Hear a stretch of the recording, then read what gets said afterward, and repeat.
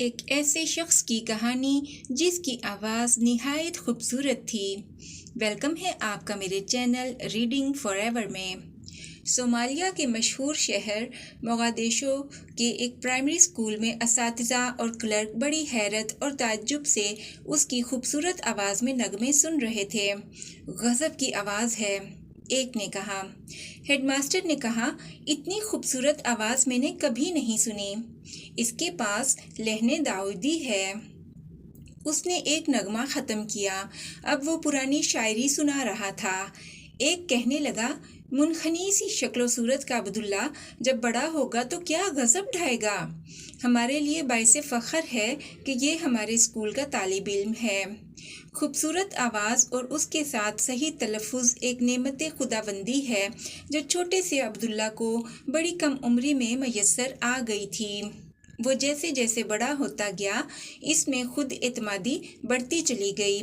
اب وہ بڑے بڑے اجتماعات کے سامنے اپنی آواز کا جادو جگاتا اور لوگ مبہوت ہو کر رہ جاتے۔ ان دنوں صومالیہ پر سیاد بری کی حکومت تھی۔ ایک دن وزارت تعلیم کے ایک بڑے افسر نے اس کے قصائد سنے۔ اگر یہ ہمارے صدر کی مدح میں اشعار پڑھے تو مزہ ہی آ جائے، اس نے سوچا۔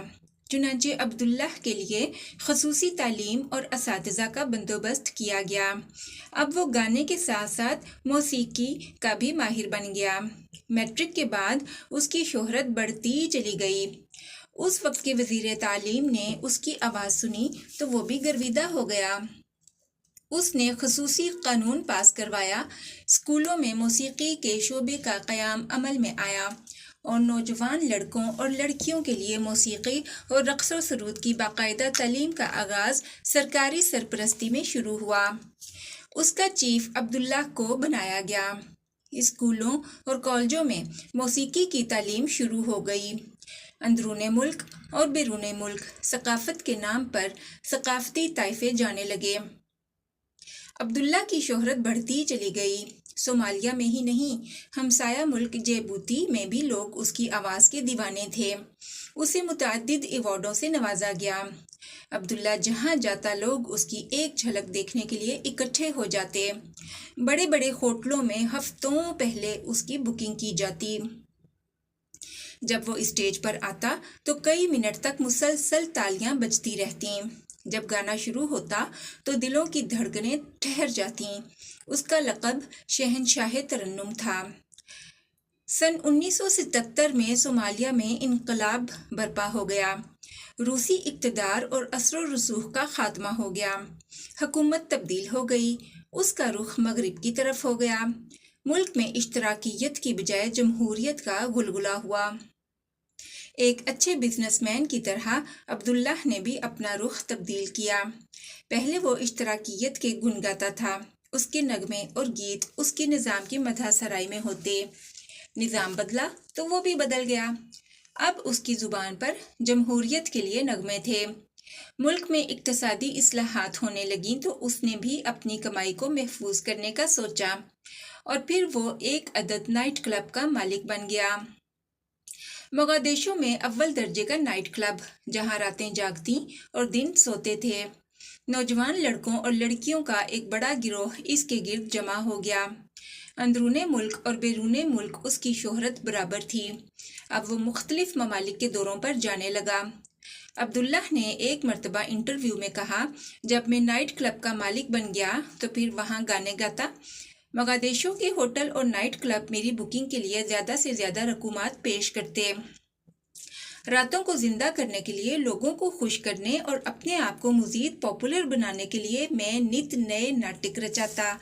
عریاں ڈانس، فحش مکالمات اور عشقیہ گیتوں کے ذریعے پیسہ کمانا ہمارا مقصد حیات بن چکا تھا۔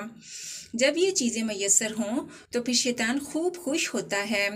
بگڑے ہوئے گھرانے، ان کی امیر لڑکیاں اور لڑکے، شراب، نشہ، ہیروئن، سب کچھ میسر تھا۔ رقص گاہیں ہماری وجہ سے آباد تھیں۔ شیطان کے اہداف حاصل کرنے کے لیے ہمارے ارد گرد بدکار لوگوں کا ایک بڑا گروہ تھا۔ اس دوران میں ملک میں اسلام کے خلاف حکومتی لابی دن رات کام کر رہی تھی۔ علماء، صلحاء اور مساجد کو نشانہ بنایا جا رہا تھا۔ جب کفر اور اسلام کے درمیان کشمکش جاری ہو تو طاغوت اور زیادہ خوبصورت چہرے کے ساتھ سامنے آتا ہے۔ ہم نے بھی اسلامی اقدار کو ختم کرنے اور شیطانی مجالس کو فروغ دینے میں ساری قوتیں صرف کر دیں۔ ہم صرف نام کے مسلمان تھے، اسلامی روح کے بغیر۔ ظاہری حد تک میں نے کتنے ہی یورپی ممالک کا سفر کیا، وہاں نائٹ کلبوں میں گانا گاتا رہا، صومالیہ کے آرٹ کو اجاگر کرتا رہا۔ مغرب کو خوش کرنے کے لیے ہم ترقی پسند قوم ہیں۔ میرے ایمان کا، اسلام کا اور اخلاق کا جنازہ نکلتا چلا گیا، مگر میری جیب بھرتی چلی گئی۔ سن 1983 میں میرے والد نے مجھ پر شادی کرنے کے لیے زور دیا۔ والدین کے لیے اپنی اولاد کی شادی بہت بڑی خوشی ہوتی ہے۔ والدین نے اپنے ہی خاندان میں سے ایک لڑکی کا انتخاب کیا۔ یوں تو صومالیہ کی بہت سی لڑکیاں میرے ساتھ شادی کی تمنا کرتی تھیں، مگر یہ لڑکی میرے خاندان سے تھی۔ خوبصورت، خوب سیرت اور خاصی پڑھی لکھی تھی، لہٰذا میں نے ہزاروں لڑکیوں پر اس کو ترجیح دی اور شادی پر فوراً رضامند ہو گیا۔ کچھ ہی دنوں کے بعد شادی کا ہنگامہ شروع ہوا۔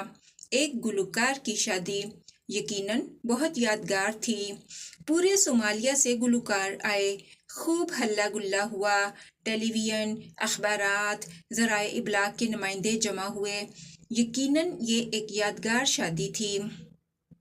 شادی کے دوران میں نے محسوس کیا کہ میری بیوی اتنی زیادہ خوش اور خرم نہیں ہے جتنا کہ میرے جیسے معروف آدمی سے شادی کے بعد کسی لڑکی کو خوشی اور فخر ہونا چاہیے۔ میں نے اس کو اس کی فطری حیا پر محمول کیا۔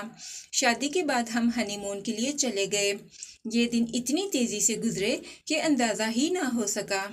میں نے دوبارہ اپنی ڈیوٹی سنبھال لی۔ میرا کاروبار رات کو شروع ہوتا، میں فجر سے ذرا پہلے گھر آتا، پھر میں سو جاتا اور عصر کے وقت اٹھتا۔ میں نے کئی مرتبہ دیکھا کہ جب صبح گھر آتا ہوں تو میری بیوی جاگ رہی ہوتی ہے اور عموماً اس کے ہاتھ میں قرآن پاک ہوتا ہے جسے وہ پڑھ رہی ہوتی ہے۔ میں آ کر اسے بڑے جوشیلے انداز میں اس رات کی کارکردگی سناتا، اپنے پرستاروں کی چاہت سے آگاہ کرتا۔ آج کتنی لڑکیوں اور لڑکوں کے فون آئے جو میرے فن کے شیدائی ہیں۔ میری بیوی ان باتوں کو ناگواری سے سنتی اور میرے لیے ہدایت کی دعا کرتی۔ اس دوران میں فجر کی اذان ہو جاتی اور وہ مصلح کی جانب بڑھ جاتی، جبکہ میں نماز پڑھے بغیر ہی سو جاتا۔ میں جب بھی اس سے نائٹ کلب کا ذکر کرتا، وہاں کی باتیں سناتا، اپنی کمائی کا ذکر کرتا، بینک بیلنس کا روب جماتا، تو وہ جواباً کہتی، رازق تو صرف اللہ کی ذات ہے۔ ہماری شادی کو 5 سال گزر چکے تھے۔ میں مسلسل اپنے فن میں مبتلا اور فسق و فجور میں ڈوبا ہوا نماز اور عبادت کے بغیر زندگی گزارتا رہا۔ پھر اچانک ہماری زندگی میں ایک ہنگامہ برپا ہوا۔ یہ سن 1988 کی بات ہے۔ میری بیوی نے مجھ سے کہا، میں اس شخص کے ساتھ ہرگز زندگی نہیں گزار سکتی جو اپنے رب کا وفادار نہیں، جو نماز ادا نہیں کرتا، اس کی کمائی حرام کی ہے، جو فجر کے وقت گھر آتا ہے۔ میرے وہم و گمان میں بھی نہیں آ سکتا تھا کہ میری بیوی میرے لیے ایسا سوچ سکتی ہے۔ بہرحال گھر میں لڑائی شروع ہو گئی۔ میں نے اس کی باتیں سنی انسنی کر دیں۔ کچھ دن گزرے۔ ایک دن جب میں گھر میں داخل ہوا تو فجر کی اذان ہو رہی تھی۔ شہر کی مساجد میں اذانیں بلند ہو رہی تھیں۔ ہر طرف اللہ اکبر کی گونج تھی۔ جب میں سونے کے لیے اپنے کمرے میں جانے لگا تو میری بیوی نے کہا، آپ مسجد میں نماز کے لیے کیوں نہیں جاتے؟ کیا آپ نے اذان کی آواز نہیں سنی؟ میری زندگی میں یہ پہلا موقع تھا کہ کسی نے مجھے نماز کے لیے کہا تھا۔ اس لمحے میں نے خود بھی نماز پڑھنے کے بارے میں سوچا۔ میرے جسم میں جھرجھری سی آ گئی۔ بیوی کی آواز بار بار کانوں میں گونج رہی تھی، اس وقت مسلمان مسجد کی طرف جا رہے ہیں، آپ کیوں مسجد کا رخ نہیں کرتے؟ یہ رحمان کا بلاوا ہے، یہ مالک الملک کی طرف سے دعوت ہے۔ اور پھر میرے ذہن میں خیر اور شر کی کشمکش شروع ہو گئی۔ فطرت کی آواز بلند ہوئی، تمہارا نام کتنا خوبصورت ہے عبداللہ، تم اللہ کے بندے ہو، مگر نہیں، تم تو شیطان کے چیلے بنے ہوئے ہو، کبھی تم نے اپنے مالک کے سامنے سر نہیں جھکایا، تم کب تک زندہ رہو گے؟ کب تک زندگی رہے گی؟ کب تک جوانی رہے گی؟ میرے سامنے ماضی آتا گیا، ضمیر نے ملامت شروع کی، مگر فوراً ہی کلب کی رنایاں، ٹیلی ویژن کی اسکرین، اسٹیج، شہرت، عزت، کیا میں بیوی کی بات مان لوں؟ یہ کام چھوڑ دوں؟ نہیں، ایسا ممکن نہیں۔ یہ مقام حاصل کرنے کے لیے میں نے بے حد محنت اور جد و جہد کی ہے۔ یہی سوچتے سوچتے میں حسب عادت سو گیا۔ شام کے وقت میں نے کپڑے تبدیل کیے، کلب جانے کے لیے تیاری کی۔ میری بیوی نے میرے کان میں سرگوشی کی، اس کی آنکھوں میں آنسو تھے۔ وہ کہہ رہی تھی، ذرا بیٹھ جائیں، ذرا میری بات تو سنیں۔ کیا ہمارا رازق اللہ نہیں ہے؟ حلال کا ایک لقمہ حرام کے ہزاروں لقموں سے بہتر ہے۔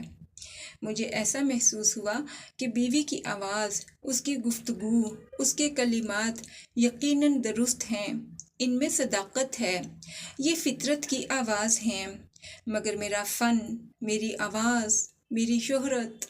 میں تیزی سے باہر بھاگا، کہیں میں بیوی کی بات مان ہی نہ لوں۔ یہ تھا کہانی کا پہلا حصہ۔